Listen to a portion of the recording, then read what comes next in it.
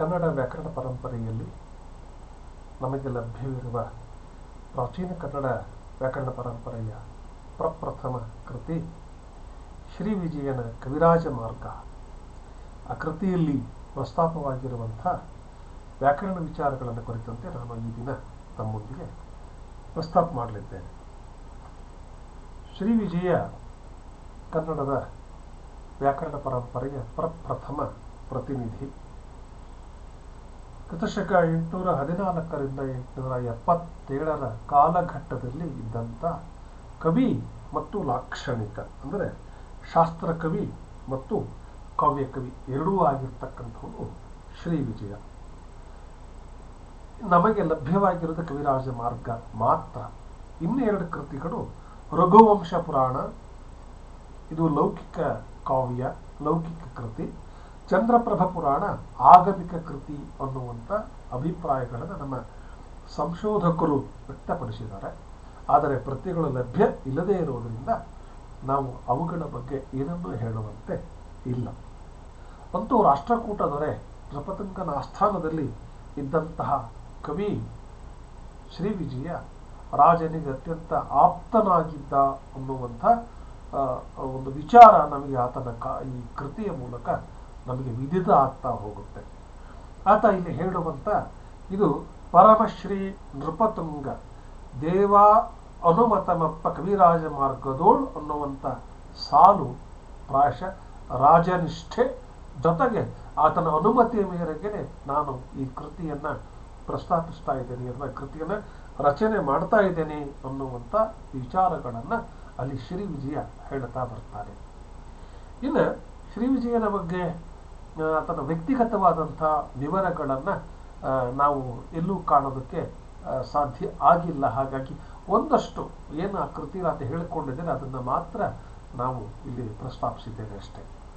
ಇನ್ನು ಈತನ ಕೃತಿ ಕವಿರಾಜ ಮಾರ್ಗ 3 ಪರಿಚ್ಛೇದಗಳನ್ನು ಒಳಗೊಂಡಿರುವಂಥ ಒಂದು ಕೃತಿ. ಮೊದಲ ಪರಿಚ್ಛೇದ ಅದು ದೋಷಾನುದೋಷ ವರ್ಣನ ನಿರ್ಣಯಂ ಅನ್ನುವಂಥ ಶೀರ್ಷಿಕೆಯಲ್ಲಿರುವಂಥದ್ದು. ಈ ಪರಿಚ್ಛೇದದ ನಂತರ ಶಬ್ದಾಲಂಕಾರ ವರ್ಣನ ನಿರ್ಣಯ ಅನ್ನುವಂಥದ್ದು ಎರಡನೆಯ ಪರಿಚ್ಛೇದವಾಗಿ ನಮ್ಮಲ್ಲಿ ಅದು ಓದೋದಕ್ಕೆ ಅವಕಾಶ ಇದೆ. ಹಾಗೆಯೇ ಅರ್ಥಾಲಂಕಾರ ಪ್ರಕರಣ, ಈ 3 ಪರಿಚ್ಛೇದಗಳಲ್ಲಿ ಆತ ಕಾವ್ಯದ ಬೇರೆ ಬೇರೆ ಸಂದರ್ಭಗಳ ಬಗ್ಗೆ ಪ್ರಸ್ತಾಪ ಮಾಡ್ತಾ ಹೋಗ್ತಾನೆ. ಕಾವ್ಯದ ಬಗ್ಗೆ ಚರ್ಚೆ ಇದೆ, ಭಾಷಾ ದೋಷಗಳ ಬಗ್ಗೆ ಇದೆ, ವ್ಯಾಕರಣಗಳ ಬಗ್ಗೆ ಇದೆ, ಹಾಗೆಯೇ ಕಾವ್ಯ ಮೀಮಾಂಸೆಯ ಬಗ್ಗೆ ಇದೆ, ನಾಡಿಗರ ಸಂಸ್ಕೃತಿಯ ಬಗ್ಗೆ ಇದೆ, ಆಡಳಿತದ ವಿಚಾರಗಳಿದ್ದಾವೆ.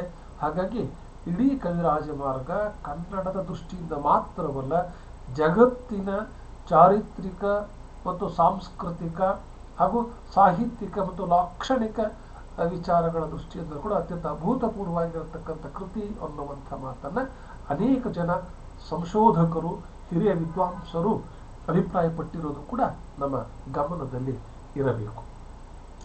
ಹಾಗೆಂದು ಕೂಡಲೇ ಶ್ರೀ ವಿಜಯನೇ ಸ್ವತಂತ್ರವಾಗಿ ನಿರೂಪಿಸಿರುವಂಥ ಒಂದು ಪರಿಪೂರ್ಣ ಕೃತಿ ಅನ್ನುವ ಹಾಗೇನಿಲ್ಲ. ಕಾರಣ ಇದು ಪರಿಪೂರ್ಣ ಕೃತಿ ನಿಜ, ಆದರೆ ಶ್ರೀ ವಿಜಯನೇ ಇದರ ಪರಿಪೂರ್ಣವಾದಂತಹ ನಿರ್ಮಾತೃ ಅನ್ನುವುದಕ್ಕಿಂತ ಇದು ಸಂಸ್ಕೃತದಲ್ಲಿ ದಂಡಿ ಮತ್ತು ಭಾಮಹ ಈ ಇಬ್ಬರು ಲಾಕ್ಷಣಿಕ ಕೃತಿಗಳ ಅನುವಾದ ಒಂದು ಪ್ರಯತ್ನದ ಮೂಲಕ ಕನ್ನಡದ ಸ್ವತಂತ್ರ ರಚನೆಗಳು ಸೇರಿ ರೂಪುಗೊಂಡಿರುವಂಥ ಕೃತಿ. ಇಲ್ಲಿ ದಂಡಿಯ ಕಾವ್ಯಾದರ್ಶ ಕೃತಿಯಿಂದ ಸುಮಾರು 230 ಪದ್ಯಗಳನ್ನು ಕನ್ನಡಕ್ಕೆ ತಂದುಕೊಟ್ಟಿರ್ತಕ್ಕಂಥವ್ರು ಶ್ರೀ ವಿಜಯ. ಹಾಗೆಯೇ ಭಾಮಹನ ಕಾವ್ಯಾಲಂಕಾರದಿಂದ 45 ಪದ್ಯಗಳಿವೆ. ಇನ್ನು ಉಳಿದಂತೆ ಕಾಣುವಂಥ 259 ಪದ್ಯಗಳು ಅವು ಶ್ರೀ ವಿಜಯನವು. ಇನ್ನು ಇಡೀ ಕೃತಿ ಹೆಚ್ಚಿನ ಪ್ರಮಾಣದಲ್ಲಿ ಕದ್ದ ಪದ್ಯಗಳನ್ನು ಒಳಗೊಂಡಿರ್ತಕ್ಕಂಥದ್ದು. ಅದರ ಸಂಖ್ಯೆ ಸುಮಾರು 400 ಅನ್ನುವಂಥದ್ದನ್ನು ನಾವು ಇಲ್ಲಿ ಗಮನಿಸಬಹುದು. ಉಳಿದಂತೆ 126 ಪದ್ಯಗಳಲ್ಲಿ ಗೀತಿಕೆ, ಅಂದರೆ ಛಂದಸ್ಸಿನ ವೈವಿಧ್ಯಮಯ ಪ್ರಯೋಗಗಳು ಅಲ್ಲಿದ್ದಾವೆ. ಗೀತಿಕೆ ಇದೆ, ಖ್ಯಾತ ಕರ್ನಾಟಕ ವೃತ್ತಗಳಾಗಿರ್ತಕ್ಕಂಥ ಉತ್ಪಲ, ಚಂಪಕಮಾಲ, ಶಾರ್ದೂಲ, ಮತ್ತೆ ಕ್ರೀಡಿತ, ಇವುಗಳೆಲ್ಲ ಜೊತೆಗೇನೆ ಸಂಸ್ಕೃತದ ವೃತ್ತಗಳು ಕೂಡ ಇಲ್ಲಿವೆ ಅನ್ನುವಂಥದ್ದನ್ನು ನಾವು ಇಲ್ಲಿ ಗಮನದಲ್ಲಿ ಇಟ್ಟುಕೊಳ್ಳಬೇಕು. ಶ್ರೀ ವಿಜಯ ತನ್ನ ಕೃತಿ ಕುರಿತಂತೆ ಆತ ಹೇಳ್ತಾನೆ, ಈ ಕೃತಿಯನ್ನು ಹೇಗೆ ಸ್ವೀಕರಿಸಬೇಕಪ್ಪ ಅನ್ನೋದ್ರ ಬಗ್ಗೆ ಆತ ಹೇಳುವಂಥ ಮಾತು, ಸಕಲ ಆಳಾಪ ಕಳಾಪ ಕಥಿತ ವ್ಯಾವೃತ್ತಿಯೋಳು ಕೂಡಿ ಚಿತ್ರಕರಂಬೋಲ್ ಪರಭಾಗ ಭಾವ ವಿಲಸ ವರ್ಣ ಕ್ರಮಾವೃತ್ತಿಯನ್ ಪ್ರಕಟಂ ಮಾಡಿರ್ ಬೇದ ಚಿತ್ರಕೃತಿಯಂ ವ್ಯಾವರ್ಣಿಸುತ್ತಂ ಕವಿ ಪ್ರಕರಂ ಶ್ರೀ ವಿಜಯ ಪ್ರಭೂತಮನ್ ಇದನ್ನು ಕೈಕೊಳ್ಳುವುದು ಈ ಮಾಳ್ಕೆಯಿನ್. ಅಂದ್ರೆ ಸಕಲ ಕಲಾಕಲಾಪಗಳಿಂದ ಕೂಡಿರ್ತಕ್ಕಂಥ, ಅದನ್ನು ಮದಿತಗೊಂಡಿರ್ತಕ್ಕಂಥ ಕೃತಿ ಇದು. ಇಲ್ಲಿ ಸಕಲ ಕಲೆ ಅಂತ ಹೇಳಿದ್ರೆ ಬೇರೆ ಬೇರೆ ವಿದ್ಯಕ್ಕೆ ಸಂಬಂಧಪಟ್ಟಿರ್ತಕ್ಕಂಥ, ಪ್ರಜ್ಞೆಗೆ ಅರಿವಿಗೆ ಸಂಬಂಧಪಟ್ಟಿರ್ತಕ್ಕಂಥ ವಿಚಾರಗಳು ಅಥವಾ ಗ್ರಹಿಕೆಗೆ ಅಗತ್ಯವಾಗಿರ್ತಕ್ಕಂಥ ಸಂಗತಿಗಳು ಇಲ್ಲಿವೆ ಅನ್ನುವ ರೂಪದಲ್ಲಿ ನಾವು ಅದನ್ನು ಸ್ವೀಕರಿಸಬೇಕು. ಜೊತೆಗೆ ಸತ್ಕಾವ್ಯ ಇಲ್ಲೇನು, ಯಾಕಂದ್ರೆ ವೈಯಾಕರಣಿಗಳು ಪ್ರಯೋಗಶಾಲಿಗಳು, ವ್ಯಾಕರಣ ವೈಯಾಕರಣಿ ಪ್ರಯೋಗಶಾಲಿ ಅಂತ ಮಾತನ್ನ ನಾವು ಕೇಳ್ತೇವೆ. ವೈಯಾಕರಣಿ ಪ್ರಯೋಗಶರಣ ಅನ್ನುವಂಥ ಮಾತು ಬರುತ್ತೆ.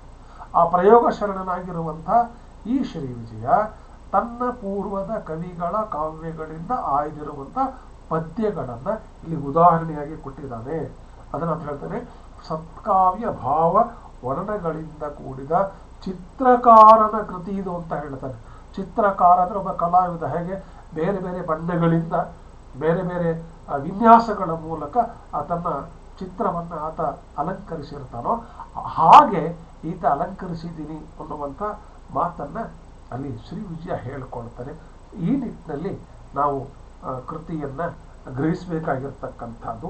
ಇನ್ನು ಕೃತಿಗೆ ಆತ ಹೇಳುವಂಥದ್ದಿದೆ, ಈ ತಾನು ಕವೀಶ್ವರ ಅಂತಂದೇಳಿ ತನ್ನನ್ನು ಪರಿಚಯಿಸಿಕೊಳ್ಳತಕ್ಕಂಥ ಶ್ರೀ ವಿಜಯ ಭಾವಿಸಿ ಶಬ್ದ ತತ್ವ ಸಮಯ ಸ್ಥಿತಿಯು ಕುರಿತು ಒಂದು ಅಶೇಷ ಭಾಷಾ ವಿಷಯ ಉಕ್ತಿಯನ್ ಬಗೆದು ನೋಡಿ ಪುರಾಣ ಕವಿ ಪ್ರಭು ಪ್ರಯೋಗಾವಿಳ ಸದ್ಗುಣ ಉದಯಮನ್ ಆಯ್ದು ಅವರಿನ್ ಸಮೆದು ಒಂದು ಕಾವ್ಯದಿನ್ ಶ್ರೀ ವಿಜಯ ಪ್ರಭೂತ ಮುದಮನ್ ತನಗೆ ಆಗಿಸಿದೊನ್ ಕವೀಶ್ವರನ್ ಅನ್ನುವಂಥ ಮಾತನ್ನ ಹೇಳ್ತಾರೆ.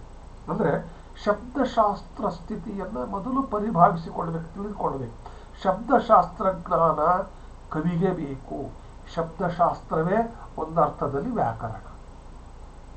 ಹಾಗಾಗಿ ಕವಿಗೆ ಅಷ್ಟೇ ಅಲ್ಲ, ಭಾಷಾ ಪ್ರಯೋಗಕಾರರಿಗೆ ಇದು ಮುಖ್ಯ ಅನ್ನುವಂಥದ್ದು ಕೂಡ ನಾವು ನೆನಪಿಟ್ಟುಕೊಳ್ಬೇಕು. ಜೊತೆಗೆ ಸಕಲ ಭಾಷಾ ಉಕ್ತಿಗಳು ಅಂದ್ರೆ ಬೇರೆ ಬೇರೆ ಉಕ್ತಿಗಳ ಬಗ್ಗೆ ನಮಗೆ ತಿಳುವಳಿಕೆ ಇರಬೇಕು. ಭಾಷಾ ವಿಷಯೋಕ್ತಿಯು ಉಕ್ತಿದ್ರೆ ಗಾದೆ ಮಾತುಗಳು, ನಾಣ್ಣುಡಿ, ಬಡಿನುಡಿ ಇವೆಲ್ಲ ಹೇಳ್ತೀವಲ್ಲ ಅವು. ಜೊತೆಗೆ ಪುರಾಣ ಕವಿ ಪ್ರಭುಗಳು ಅಂದ್ರೆ ಪ್ರಾಚೀನ ಕವಿಗಳು ಪ್ರಯೋಗಗಳ ಬಗ್ಗೆ ನಮಗೆ ತಿಳುವಳಿಕೆ ಇರಬೇಕು. ಸದ್ಗುಣ ಉದಯಮನ್ ಅವುಗಳಲ್ಲಿ ಒಳ್ಳೆಯವನ್ನ ಆಯ್ಕೆ ಮಾಡಿಕೊಂಡು ನಾವು ಕಾವ್ಯವನ್ನ ಕಟ್ಟಬೇಕು. ಅಂಥ ಕಾವ್ಯವನ್ನ ಕಟ್ಟಿರ್ತಕ್ಕಂಥವನೇ ನಾನು ಕವೀಶ್ವರ ಅನ್ನುವ ಅರ್ಥದಲ್ಲಿ ಕೂಡ ಶ್ರೀ ವಿಜಯ ಇಲ್ಲಿ ತನ್ನ ಮಾತುಗಳನ್ನು ಹೇಳಿದ ಅನ್ನೋದು ನಮ್ಮ ಗಮನದಲ್ಲಿ ಇರಬೇಕು. ಹಾಗಿದ್ರೆ ಈ ಶ್ರೀ ವಿಜಯನ ವ್ಯಾಕರಣ ವಿಚಾರಗಳು ಯಾವುವು? ಅವುಗಳನ್ನು ಮುಖ್ಯವಾಗಿ 3 ಹಂತಗಳಲ್ಲಿ ನಾವು ಗ್ರಹಿಸಬಹುದು ಅಂತ ಅಂದುಕೊಳ್ತಾರೆ. ಒಂದು, ಅಸಂಖ್ಯವಾದ ದೇಶಿ ಬಗ್ಗೆ ಆತ ಮಾತನಾಡ್ತಾನೆ. ಅಂದ್ರೆ ಉಪಭಾಷೆಗಳು ಡೈಲೆಕ್ಟ್ಸ್ ಅಂತ ನಾವು ಕರಿತೀವಿ. ನಮಗೆಲ್ಲ ತಿಳಿದ್ರು ಹಾಗೆ ಕನ್ನಡದಲ್ಲಿ ಇವತ್ತು ಕೂಡ ತುಳು, ಕೊಡವ, ಕೊಂಕಣಿ ಇವೆಲ್ಲವೂ ಕೂಡ ಕನ್ನಡದ ಉಪಭಾಷೆಗಳಾಗಿ ನಾವು ಗುರುತಿಸಿದ್ದೇವೆ. ಇವು ಒಂದು ಕಡೆಗಾದ್ರೆ ಪ್ರಾದೇಶಿಕ ಭಿನ್ನತೆಗಳು ಅಂದ್ರೆ ಈ ಕರಾವಳಿ ಕನ್ನಡ, ಉತ್ತರ ಕರ್ನಾಟಕದ ಕನ್ನಡ, ಚಾಮರಾಜನಗರದ ಜಿಲ್ಲೆಯ ಕನ್ನಡ, ಅದರಲ್ಲೂ ಮತ್ತೆ ಜನಾಂಗೀಯ ನೆಲೆಯಲ್ಲಿ ನೋಡೋದಾದ್ರೆ ಬ್ರಾಹ್ಮಣ ಕನ್ನಡ, ಲಿಂಗಾಯತ ಕನ್ನಡ, ಆಮೇಲೆ ಮುಸ್ಲಿಂ ಕನ್ನಡ ಇತ್ಯಾದಿಗಳು. ಹೀಗೆ ಒಂದು ಸಾಂಸ್ಕೃತಿಕ ಪರಿಸರದ ಭಿನ್ನತೆಗಳಿಗೆ ತಕ್ಕಂತೆ ಭಾಷೆಯ ಸ್ವರೂಪ, ಅದರ ಅರ್ಥ, ಪ್ರಯೋಗ ವಿಧಾನಗಳು ಸಾಕಷ್ಟು ವ್ಯತ್ಯಾಸಗಳಿಂದ ಕೂಡಿರುತ್ತವೆ. ಅದನ್ನ ಅಸಂಖ್ಯವಾದ ದೇಸಿ ಅಂತ ಕರೀತಾರೆ. ಹಾಗಾಗಿ ಅಸಂಖ್ಯವಾದ ದೇಸಿ ಅನ್ನುವಂಥ ಪರಿಕಲ್ಪನೆ ಇವತ್ತು ಇದೆ. ಇದು ಕನ್ನಡದ ವೈವಿಧ್ಯತೆಗಳಿಗೆ ಅದೊಂದು ಹಿಡಿದಂಥ ಕನ್ನಡಿ ಅನ್ನುವಂಥದ್ದನ್ನು ನಾವು ಅಭಿಮಾನದಿಂದ ಹೇಳಿಕೊಳ್ಳುತ್ತೇವೆ. ಆದರೆ ಅವುಗಳ ಬಳಕೆಯಲ್ಲಿ ಎಚ್ಚರ ಇರಬೇಕು ಅನ್ನುವಂಥದ್ದು ಶ್ರೀ ವಿಜಯನ ಒಂದು ಸಲಹೆ. ಜೊತೆಗೆ ಪಳೆಗನ್ನಡದ ಬಳಕೆ, ಅದರ ಬಗ್ಗೆ ಆತ ತುಂಬ ಬೇಸರ ವ್ಯಕ್ತಪಡಿಸ್ತಾನೆ. ಪಳೆಗನ್ನಡಂ ಪೊಲಗೆಡಿಸುವರ್ ಆಗಮ ಬಲಹೀನರ್ ಅಂತ ಹೇಳ್ತಾರೆ. ಅದರ ಅರ್ಥ ಕೆಡಿಸ್ಬಿಟ್ಟು ತಮಗೆ ಹೆಂಗೆ ಬೇಕಂಗೆ ಸ್ವೇಚ್ಛಾಚಾರ ರೀತಿಯಲ್ಲಿ ಅದನ್ನ ಬಳಸ್ತಾರೆ. ಅದನ್ನು ಆಗಮ ಬಲಹೀನರು ಅಂದರೆ ಶಾಸ್ತ್ರಜ್ಞಾನ ಇಲ್ಲದೆ ಇರತಕ್ಕಂಥವ್ರು ಅನ್ನೋ ಮಾತನ್ನು ಅಲ್ಲಿ ಶ್ರೀ ವಿಜಯ ಹೇಳ್ತಾರೆ. ಇನ್ನು ಸಂಸ್ಕೃತದ ಸಹಯೋಗಗಳ ಬಗ್ಗೆ ಆತನಿಗೆ ಒಂದು ಬಗೆಯ ಆತಂಕ ಇದೆ, ಒಂದು ಬಗೆಯ ಎಚ್ಚರವೂ ಇದೆ. ಎಲ್ಲಿ ಸಂಸ್ಕೃತ ಬೇಡ, ಎಲ್ಲಿ ಸಂಸ್ಕೃತ ಬೇಕು, ಇದನ್ನು ಆತ ಮುಖ್ಯವಾಗಿ ವಿವೇಚನೆಗೆ ಒಳಪಡಿಸಿರೋದನ್ನು ನಾವು ನೋಡ್ತೀವಿ. ಇನ್ನು ಹಾಗಾದರೆ ಈ ಕೃತಿಯಲ್ಲಿ ಬಹುಮುಖ್ಯವಾಗಿ ನಮಗೆ ಮೊದಲ ಪರಿಚ್ಛೇದದಲ್ಲಿ ಸುಮಾರು 1ರಿಂದ 12ವರೆಗಿನ ಪದ್ಯಗಳಲ್ಲಿ ಈ ವ್ಯಾಕರಣ ಅಂದರೆ ದೋಷಗಳ ಬಗ್ಗೆ ಎಚ್ಚರಿಕೆಯನ್ನು ಶ್ರೀ ವಿಜಯ ಕೊಡ್ತಾರೆ. ನಂತರ ಈ ಪಳೆಗನ್ನಡದ ಅನುಸರಣೆ ಅಲ್ಲಿ ಉಂಟಾಗುವಂಥ ದೋಷಗಳು ಪದ್ಯ 43ರಿಂದ 50ರವರೆಗೆ ಅಲ್ಲಿ ಕಾಣಿಸಿಕೊಳ್ಳುತ್ತವೆ. ಸಂಸ್ಕೃತ ಪದಗಳ ಕಲಬೆರಕೆ, ಹೊಂದಾಣಿಕೆಗಳು, ಇಲ್ಲಿ ಬರುವಂಥ ದೋಷ ಅದೋಷಗಳ ಚರ್ಚೆಯನ್ನು ಆತ 51ರಿಂದ 61 ಸುಮಾರು 10ರಿಂದ 11 ಪದ್ಯಗಳ ಮೂಲಕ ಆತ ಅದನ್ನು ವಿಶ್ಲೇಷಣೆ ಮಾಡ್ತಾ ಹೋಗ್ತಾರೆ. ಕೊನೆಗೆ ಯತಿ ವಿಲಂಘನದ ಬಗ್ಗೆ ಅಲ್ಲಿ ಪ್ರಸ್ತಾಪಗಳಿದ್ದಾವೆ. ಅಲ್ಲಿ 16 ದೋಷಗಳ ಬಗ್ಗೆ ಆತ ಹೇಳ್ತಾ ಬರ್ತಾನೆ. ನಂತರ ಕನ್ನಡಕ್ಕೆ ಅನ್ವಯಿಸಿ ತಿಳ್ಕೊಳ್ಬೇಕಾಗಿರ್ತಕ್ಕಂಥ ವಿಚಾರಗಳಿವೆ. ಅಲ್ಲಿ ಸುಮಾರು 62ರಿಂದ 146ರವರೆಗೆ ಅಂದರೆ ಅಲ್ಲಿನ ಅಷ್ಟು ಪದ್ಯಕ್ರಮಗಳವರೆಗೆ ಅದರ ಚರ್ಚೆ ಇದೆ. ಇನ್ನು ಯತಿ ವಿಲಂಘನದ ಬಗ್ಗೆ ಆತ ಅಲ್ಲಿ ಹೇಳಿದ್ದಾನೆ ಅನ್ನೋದನ್ನು ಈಗಾಗಲೇ ಹೇಳಿದ್ದಾನೆ. ಹೀಗಾಗಿ ಒಟ್ಟಾರೆ ಶ್ರೀ ವಿಜಯ ಪ್ರಸ್ತಾಪಿಸಿರುವಂಥ ವ್ಯಾಕರಣ ದೋಷಗಳನ್ನು ನಾನು 3 ಹಂತಗಳಲ್ಲಿ ಗುರುತಿಸಿಕೊಂಡಿದ್ದೇನೆ. ಒಂದು ಪ್ರಧಾನ ದೋಷಗಳು, ಇತರೆ ದೋಷಗಳು ಮತ್ತು ಕಾರಕ ದೋಷಗಳು. ಹಾಗಾದರೆ ಈ ಪ್ರಧಾನ ದೋಷಗಳು ಹಾಗೆ ನೋಡೋದಾದರೆ ಶ್ರೀ ವಿಜಯನಿಗೆ ಅದರ ಬಗ್ಗೆ ಒಂದು ರೀತಿಯ ಬೇಸರ ಇದೆ. ದೋಷ ಅದನ್ನು ಇದು ಅನ್ಕೌಂಟೇಬಲ್ ಅಂತ, ಅದೊಂದು ಅಗಣಿತ, ಇನ್ಫೈನೈಟ್ ಅಂತೀವಲ್ಲ, ಕೌಂಟ್ ಮಾಡೋಕ್ಕೆ ಆಗದೇ ಇಲ್ಲ. ಆತ ಅದನ್ನು ಸ್ಪಷ್ಟವಾಗಿ ಹೇಳಿಬಿಡ್ತಾನೆ ಪದ್ಯದ ಮೂಲಕ. ದೋಸಂ ಇನಿತು ಎಂದು ಉದ್ಭಾಸಿಸಿ ತರಿಸೊಂದು ಕನ್ನಡಂಗಳೋಳ್ ಎಂದು ವಾಸಗಿயும் ಅರಿಯಲಾರದೆ ಬೇಸರಿಗೂ ದೇಸಿ ಬೇರೆ ಬೇರೆ ಅಪ್ಪುದರಿನ್. ಇಲ್ಲಿ ದೇಸಿ ಭಿನ್ನತೆಗಳು ಈಗಾಗಲೇ ನಾನು ಹೇಳಿದ್ದೆಲ್ಲ, ಪ್ರಾದೇಶಿಕ, ಸಾಂಸ್ಕೃತಿಕ, ಜನಾಂಗೀಯ, ಹೀಗೆ ಆ ಭಿನ್ನತೆಗಳು ಇರೋದ್ರಿಂದ ದೋಷಗಳನ್ನು ಪಟ್ಟಿ ಮಾಡಿಕೊಡೋದಕ್ಕೆ ಸಾಧ್ಯ ಇಲ್ಲ. ಅದು ಹೇಗೆ ಅಂತ ಹೇಳಿದ್ರೆ ಅದು ಯಾರಿಗೂ ಎಂಥವರಿಗೂ ಸಾಧ್ಯ ಇಲ್ಲ. 1000 ನಾಲಿಗೆಗಳನ್ನು ಹೊಂದಿರುವಂಥ ಆದಿಶೇಷನ್ನು ಕೂಡ ಆ ದೋಷಗಳನ್ನು ಪತ್ತೆ ಮಾಡಲಾರ ಅಥವಾ ನಿಖರವಾಗಿ ಹೇಳಲಾರ ಅನ್ನುವಂಥ ಒಂದು ಒಂದು ವಿಸ್ಮಯವನ್ನು ಆತ ನಮ್ಮ ಕಣ್ಮುಂದೆ ತಂದಿಡುತ್ತಾನೆ. ಇಲ್ಲಿ ಇದನ್ನು ಗಮನದಲ್ಲಿ ಇಟ್ಟುಕೊಂಡು ಹಾಗಾದರೆ ಈ ಸಂಸ್ಕೃತ ಪದಗಳ ಬೆರಕೆಯ ಬಗ್ಗೆ ಶ್ರೀ ವಿಜಯ ಏನನ್ನ ಹೇಳ್ತಾನೆ ಅದನ್ನು ನಾವಿಲ್ಲಿ ಗಮನಿಸಬೇಕು. ಇಲ್ಲಿ ಶ್ರೀ ವಿಜಯ ಸಂಸ್ಕೃತ ಪದಗಳಿಗೆ ಸಂಬಂಧಪಟ್ಟಿರ್ತಕ್ಕಂಥ ಅಂತ ಹೇಳುವಂಥ ಮಾತು, ಎಲ್ಲಿ ಬೆರಕೆ ಮಾಡಬೇಕು, ಎಲ್ಲಿ ಬೆರಕೆ ಮಾಡಬಾರದು. ಸಮಸಂಸ್ಕೃತಂಗಳೋಳ್ ಸೈತು ಅಮರ್ದ್ಯರೆ ಕನ್ನಡಮನ್ ಅರಿದು ಪೇಳುಗುಂ. ನಾನು ಆರಂಭದಲ್ಲಿ ಈ ಸಾಲನ್ನು ಬಳಸಿದ್ದೆ. ಕನ್ನಡಮನ್ ಅರಿದು ಪೇಳುಗುಂ, ಕನ್ನಡವನ್ನು ಬಳಸಬೇಕಾದ್ರೆ ಎಚ್ಚರ ಇರಬೇಕು.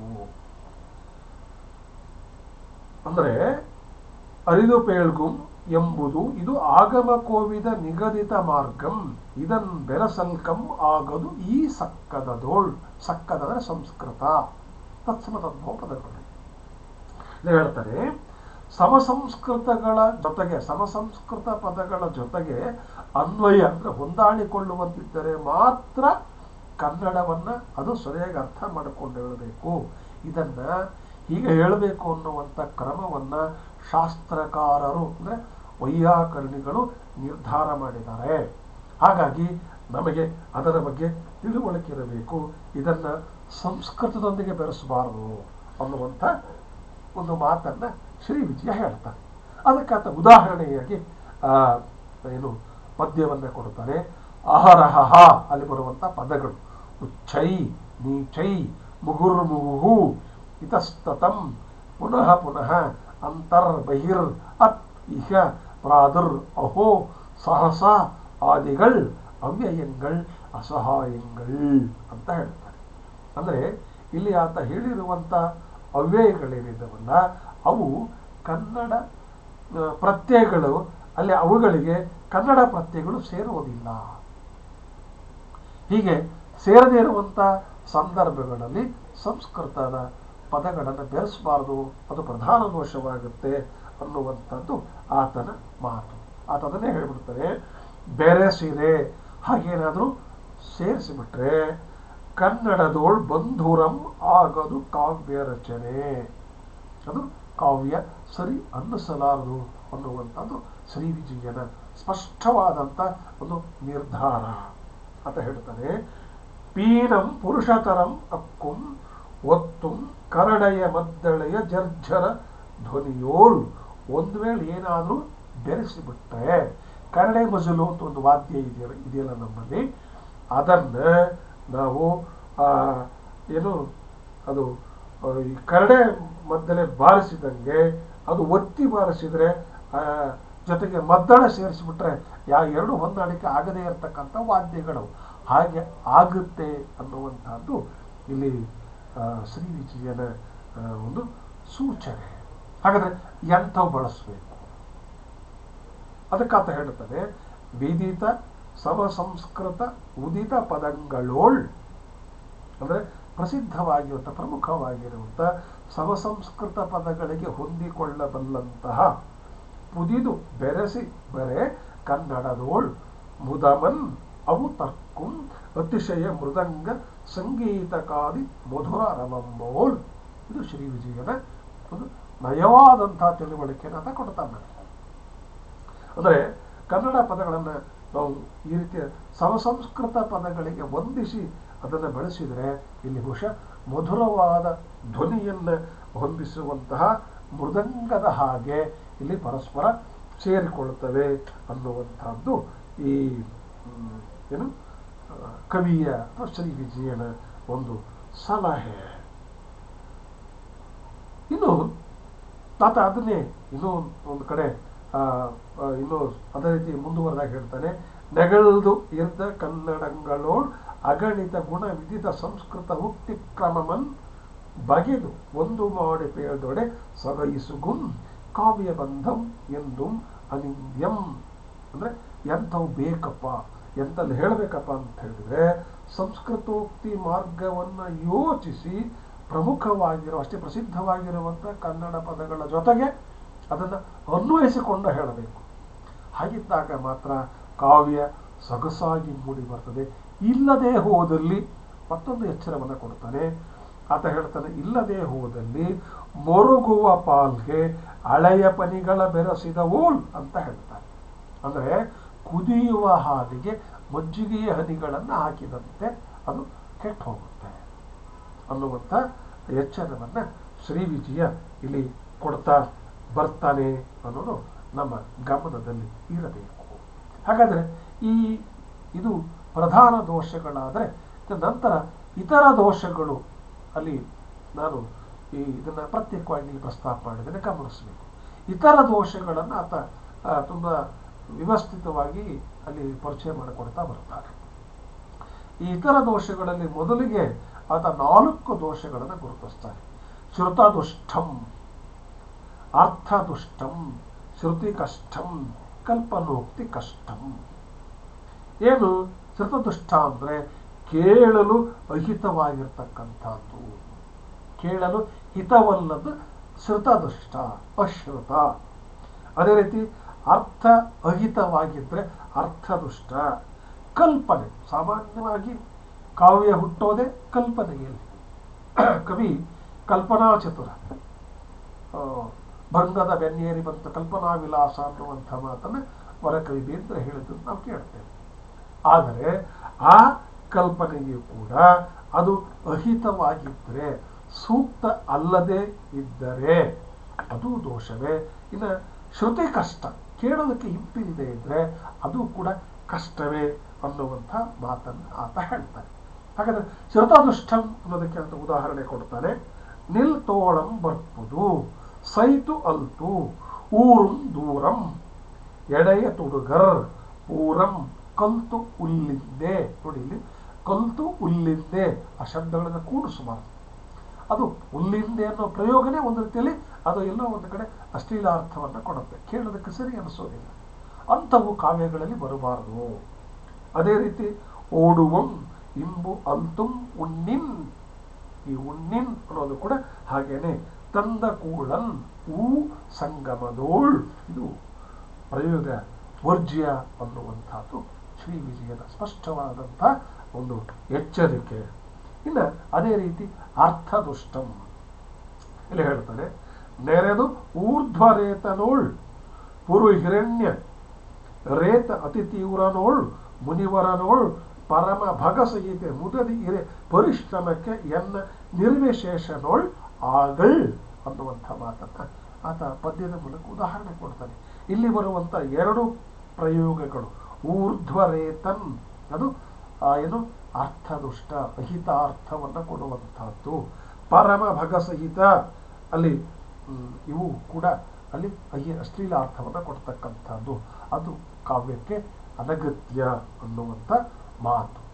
ನಂತರ ಏನಪ್ಪ, ಶ್ರುತಿ ಕಷ್ಟ ರಕಾರ ಅನ್ನುವಂಥ ಒಂದು ಪ್ರಯೋಗ, ಅದು ಅನಗತ್ಯವಾಗಿ ಅರ್ಥ ಕೊಡ್ದಂಗಿದ್ರು ಕೂಡ ಅನಗತ್ಯವಾಗಿ ಅಲ್ಲಿ ಆ ರೀತಿಯ ಕಷ್ಟಕರ ಅನ್ನಿಸುವಂಥ ಪದಗಳನ್ನು ಬಳಸಬಾರದು ಅನ್ನೋದಕ್ಕೆ ಆತ ಉದಾಹರಣೆಗೆ ಹೇಳ್ತಾನೆ.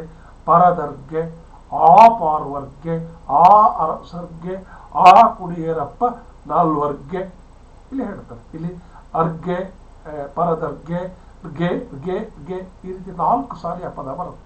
ಅರ್ಥ ಸರಿ, ಆದರೆ ಅದರ ಅನಗತ್ಯ ಅನ್ನುವಂಥದ್ದು ಶ್ರೀ ವಿಜಯನ ಒಂದು ಎಚ್ಚರ. ಇನ್ನು ಕಲ್ಪನೋಕ್ತಿ, ಇಲ್ಲಿ ಕಲ್ಪನೆ ಒಂದಕ್ಕೊಂದು ಇಡೀ ಆ ಪದ್ಯದಲ್ಲಿ ಹೊಂದಾಣಿಕೆ ಆಗದೆ ಇದ್ರೆ ಅದು ಅನಗತ್ಯ. ಅದಕ್ಕೆ ಉದಾಹರಣೆ ಕೊಡ್ತಾನೆ.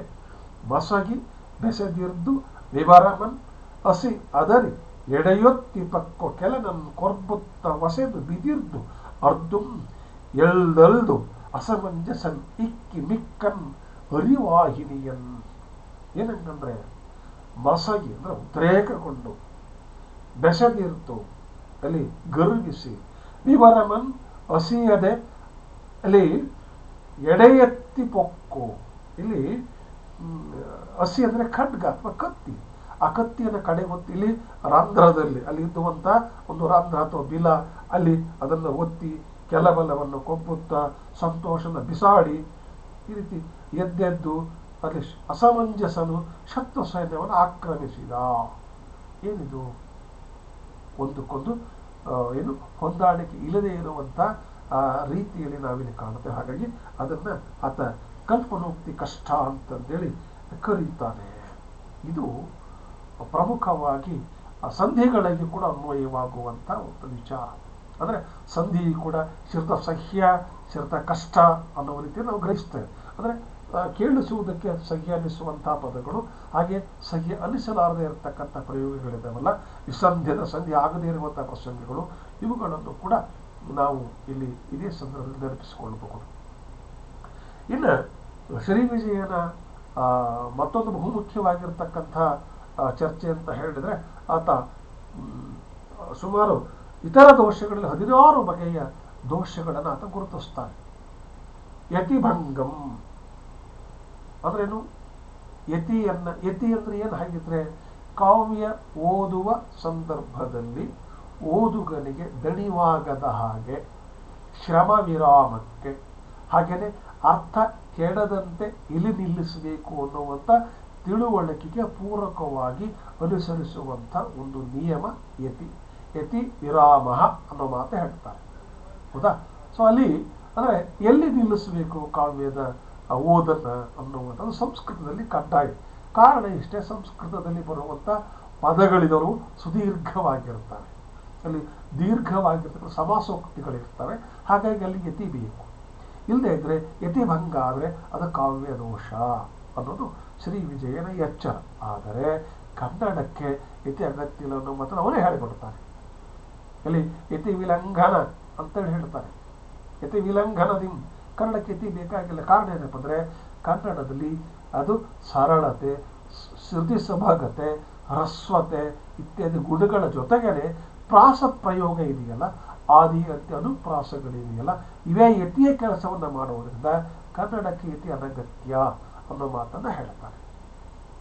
ಆದರೂ ಯತಿಭಂಗ ಅನ್ನುವಂಥದ್ದು ಒಂದು ದೋಷ ಅನ್ನುವುದು ಶ್ರೀ ವಿಜಯನ ಒಂದು ಏನು ಎಚ್ಚರ ಅಂತ ಹೇಳ್ತಾರೆ. ಯತಿ ಎಂಬುದು ಉಸಿರುವದಾಣಂ, ಬಹಳ ಸ್ಪಷ್ಟ. ಅಂದರೆ ಉಸಿರು ತೆಗೆದುಕೊಳ್ಳತಕ್ಕಂಥ ಒಂದು ಸ್ಥಳ ಯತಿ ಅನ್ನುವಂಥದ್ದು ಶ್ರೀ ವಿಜಯನ ಅಭಿಮತ. ನೆಕ್ಸ್ಟ್ ಎರಡನೇ ದೋಷ ಆದಪ್ಪ ಅರ್ಥಶೂನ್ಯಂ. ಅಂದರೆ ಇಲ್ಲಿ ಅರ್ಥನೇ ಇಲ್ಲದೆ ಇರತಕ್ಕಂಥ ಪ್ರಯೋಗ ಪದಗಳು, ಆ ರೀತಿಯ ಪದಗಳನ್ನು ಪ್ರಯೋಗ ಮಾಡಿದರೆ ಯಾರಿಗೆ ತಾನೇ ಯಾವ ಸಹೃದಯರು ಆ ಕಾವ್ಯವನ್ನು ಓದಬಲ್ಲರು? ಖಂಡಿತ ಇಲ್ಲ. ಹಾಗಾಗಿ ಅದನ್ನು ಆತ ವಿರೋಧಿಸ್ತಾನೆ. ಸಮುದಾಯ ಅರ್ಥಮನ್ ಅರಯೇ ಸಮನಿಸುವ ಅರ್ಥ ಪ್ರತೀತಿ ತೋರಿದೊಡೆ ಎಲ್ಲಂ ಕ್ರಮಂ ಅಕ್ಕುಂ. ಇಲ್ಲಿ ಸಮುದಾಯ ಅಂದರೆ ಸಹೃದಯರು, ಜನತೆ, ಸಮಾಜಗಳು ಏನಾಗಬೇಕಪ್ಪ ಅಂತ ಹೇಳಿದ್ರೆ ಅವರು ಏನು ಅರ್ಥ ಬೇಕು ಅಂತ ನಿರೀಕ್ಷೆ ಮಾಡ್ತಾರೆ. ಆದರೆ ಅಲ್ಲಿ ಅರ್ಥಶೂನ್ಯವಾದರೆ ಅವ್ರೇನು ಮಾಡ್ತಾರಪ್ಪ, ಎಂಥ ಕಾವ್ಯಗಳನ್ನ ದೂರ ಇಟ್ಟುಬಿಡ್ತಾರೆ. ನಮ್ಮಲ್ಲಿ ಎಷ್ಟೋ ಕಾವ್ಯಗಳು ಅದು ಕೇವಲ ಪ್ರಿಂಟೆಡ್ ಆಗಿ ಬರ್ತಾವೆ ಅಷ್ಟೇ. ಅದನ್ನು ಎಷ್ಟೋ ಜನ ಓದೋದೇ ಇಲ್ಲ. ಕಾರಣ ಏನಪ್ಪ ಅಂದರೆ ಅವಕ್ಕೆ ಯಾವುದೇ ಅರ್ಥ ಇರೋದಿಲ್ಲ. ಹಾಗಾಗಿ ಸಹೃದಯರಲ್ಲಿ ಮಾನ್ಯವಾಗಬೇಕಾದ್ರೆ ಕಾವ್ಯಕ್ಕೆ ಧ್ವನಿ ಬೇಕು. ಆ ಧ್ವನಿಯನ್ನ ಇಲ್ಲಿ ಶ್ರೀ ವಿಜಯ ಗುರುತಿಸ್ತಾನೆ ಅಂತ ಅಂದುಕೊಳ್ಳುತ್ತಾನೆ. ಒಂದು ವೇಳೆ ಅಲ್ಲಿ ಅದು ಅಪಾರ್ಥ ಅಂತ ಶಬ್ದದಲ್ಲಿ ಕೂಡ ಅದಕ್ಕೆ ನಾವು ಅದನ್ನು ತೆಗೆದುಕೊಳ್ಳಬಹುದು. ಅದಕ್ಕೆ ಉದಾಹರಣೆಯಾಗಿ ಶ್ರೀ ವಿಜಯ ಒಂದು ಪದ್ಯವನ್ನು ಕೊಡ್ತಾನೆ. ಮುನಿ ವೀತರಾಗನೆಂದು ಮನಮಂ ಸಾರ್ಥರ್ಕುಂ ಆವತೆರದಿನ್ ಪೋಪನ್ ಮನಂ ಮಂಜುಗುಂ ಅರಿಯದವನ್ ಮುನಿಗುಂ ಪಗೆವಂಗೆ ಪಾಪಕರ್ಮನ್ ಪೊಲ್ಲನ್. ನೋಡಿ, ಮುನಿ ರಾಗರಹಿತ, ಆತ ವನದ ಕಡೆಗೆ ಯಾವ ರೀತಿಯಲ್ಲಿ ಹೋಗುತ್ತಾನೆ, ಮನಸ್ಸಿನಲ್ಲಿ ಭಯವಾಗುತ್ತದೆ, ಶತ್ರುವಿನ ಬಗ್ಗೆ ಕೋಪಗೊಳ್ಳುತ್ತಾನೆ, ಪಾಪಕರ್ಮ ಸರಿಯಲ್ಲ.